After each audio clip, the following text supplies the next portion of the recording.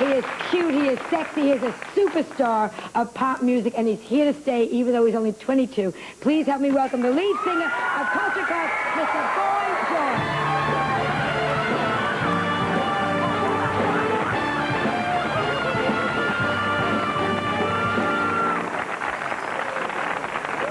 And we should show the new album right away. Okay, so everybody sees it, which is wonderful. Color by numbers. Yeah, like me. Like you. Now, who picks your outfits? Well, this was a bedspread. I spotted it in Barcelona on a bed in a shop, in a furniture shop, and I had to have it. I made this outfit especially for you. It's wonderful. You're not going to give it to me, though. Oh, no. No, well, not the outfit. No. Which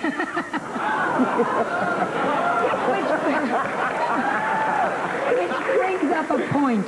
Okay. If you were alone on a desert island, and you could have one person, would you have... Elizabeth Taylor. Oh, okay. Why? And you. No, what? And you, so I could settle the feud. Yes, I'm willing to bury the hatches. Okay. I just want to bury it in meatloaf. But that's... No, but do you prefer men or women? I'm just curious. Oh, both. That's fabulous. Like you. Yeah, okay. No. I prefer anyone who'll have me. That's the truth. You're so attractive. Thanks, like flypaper. Like, no. Everybody. Don't you find that people find you very attractive? People find me funny, not really attractive. Oh, but you've got a beautiful face. So have you. You've got beautiful hands. No, Keep going. You know, some people find me attractive. I don't know really. It's not something I sit down and analyze. You know. I mean, I think people who wear lots of makeup, like you and I. Yes. You know? When did you start to wear makeup? 8 years. So you're 21, 22 now. I'm 22 now. But I've been doing it since about 15. But I put more on now. I mean, people are supposed to grow out of dressing up. I've grown into it. Yeah. So I put more and more and more on. So. But what happened when you first started putting on? Were your parents a little upset? Yeah. I mean, because you come from like a very normal Catholic family. But you see, you know, your parents don't speak about it. They don't notice it because they don't want to. They kind of look at you and they go, you know, they sort of fuss a bit, but they don't really sort of, you know, say much. They think that you're going to sort of go away, you know, the little kind of start button. What happened when you became, because how many in your family?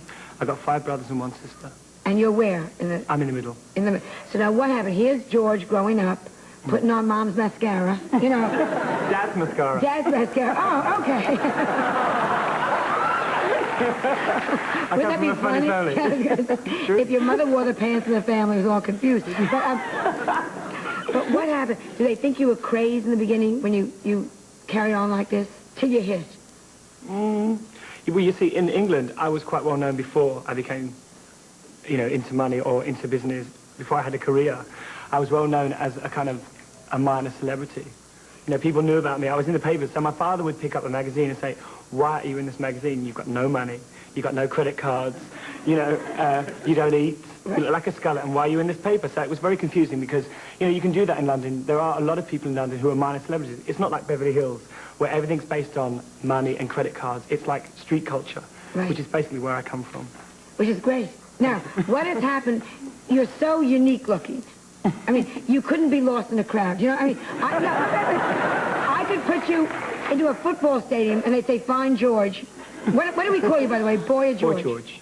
So we have to call you Boy George. What do your good friends call you? Boy. Okay, can I call you Boy? Okay. Okay, so when they say, "Go find Boy," you could be found. Do you have any chance to relax? I mean, do you ever not go out and drag? Do you? Never. No, I don't. You know, what I do is not drag. Not drag. Well, you know, I call everything drag. Okay. You know, I mean, I say, I'm going out and drag me, I'm getting dressed up. I don't ever go out looking ordinary. That's what I mean. You know, I mean, I've no wish to look like a piece of paper. Right, You know? I mean, I don't like to look ordinary, no. I think there's too many people doing it anyway. Why join the masses? You know. But are you going to keep on changing? Like 10 years from now, Boy. I don't see myself growing old gracefully. Nor me. No. Nor me. But do you think you'll keep the same image, or do you find your image changing? Well, you see, it's very difficult because I'm not like normal rock stars in the sense that I didn't conjure up this image for the stage, okay? I'm not like Kiss or David Bowie. And I don't make excuses about the way I look. I've been doing it for a long, long time. So you don't get Boy George saying, "Okay, I've created a persona and he's the freak, I'm the normal one." I mean, I'm the freak. You're not a Full stop. freak. You're very smart. What I You're mean not a is freak. that, what I'm saying is that, you know, I do this all the time. It's not a con. I mean, you know, in England, they're constantly trying to, you know, prove me to be a fraud. You know, and look what he looks like without his makeup, you know. George on the beach with a hanky on his head, you know. Right. And so, you know, I have to put up with that. But basically, I do it because I think my dial is hideous without makeup. That's the truth of the matter. I mean, I think people who dress up are I mean, we live in a society where people are basically imperfect. I'm just one of those people.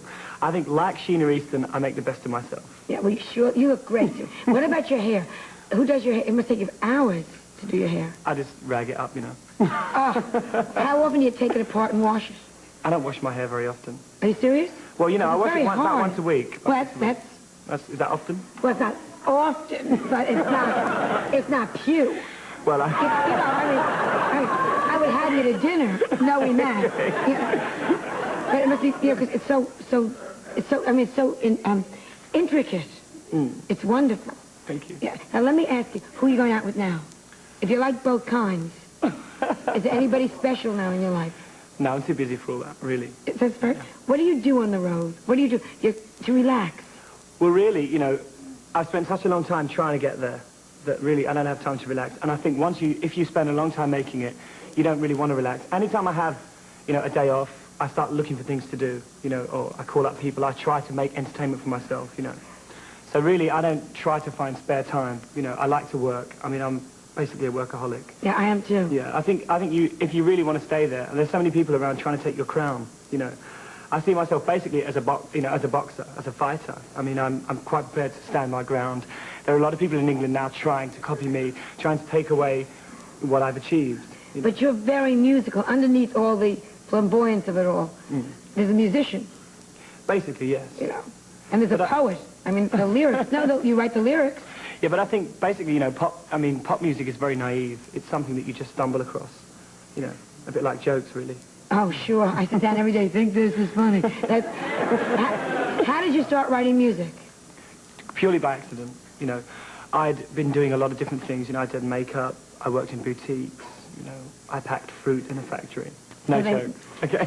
They must have loved you when you did that. I did all kinds of, you know, dead-end jobs. And then I spent 4 years doing basically nothing, just lazing about, you know, waiting for something to happen. And then I reached about the age of 20, and I decided I have to do something fast, you know. My body is dropping. Tell me. No, you know, I have to get on with it. I have to make some kind of career for myself, you know. And there were a lot of people around me kind of having so careers, you know, kind of making it. So I just wanted to do the same thing, really. Well, now you're you're an international star. Yeah. When it happened, and it happened with were 2 albums before this? It happened with the first song, Do You Really Want to Hurt Me? Do you really want to have all right. Did it just, I mean, what was the thing that excited you the most about it, and what upset you the most about it? Because it certainly changed your life. Yeah, but I mean, the press, I hate the press, you know. Do they misquote you a lot? No, they're just dumb, basically. I mean, the misquotes are great. They're probably the most interesting things they write. But basically, you know, when you read a concert review, they tell you about the potted plants and about what people were wearing and how many fat people were there, you know. And they basically tell people a load of rubbish. They don't talk about the music. So, you know, it's very difficult to say what annoys me most. I mean, the press, I just hate the press. And I might have my photo in the paper, but I'd rather they didn't write anything, you know. They can just put my name, you know, and that's enough. And what do you like the best about all success? It's very difficult to say because I don't feel like I've peaked. No, Yeah. no, I don't think you've peaked either. I think your music is the music coming up in the 80s. But what do you like so far? Because we went out in London and we went to see the Wham concert, Yeah. and we sat in a little box, and every time Boy would lean forward, the whole audience went, "Wah!" And then he'd come back again. Do you like all that, or does it get you crazy? I like it, yeah, of course. Because I was leaning forward with you, so I know I liked it. We'll be right back after this message of interest, so please stay tuned. They're back talking to Boy George. What a lovely show we had tonight. Fabulous show. Now, you're going to be on a concert tour in the States when? In March. In March. May I bring Melissa to say hello to you backstage? Yeah, you can. That will make me just grow up in her eyes so much. But thank you so much for coming out. Thank you. You're adorable in England, and you're more adorable in the States. Thank you. And thank you to Joan Collins, who was wonderful. And Jerry, thank you so much. You will be in Oakland Saturday night at the Paramount, right. Sunday at the Comedy Store. Right. Doc, thank you. And Joan Johnny, Rivers Wardrobe, thank you. furnished by Calvin Klein. Now stay tuned for Late Night with David Letterman. And get set for wacky flag waving on International Day. All on NBC. Be there.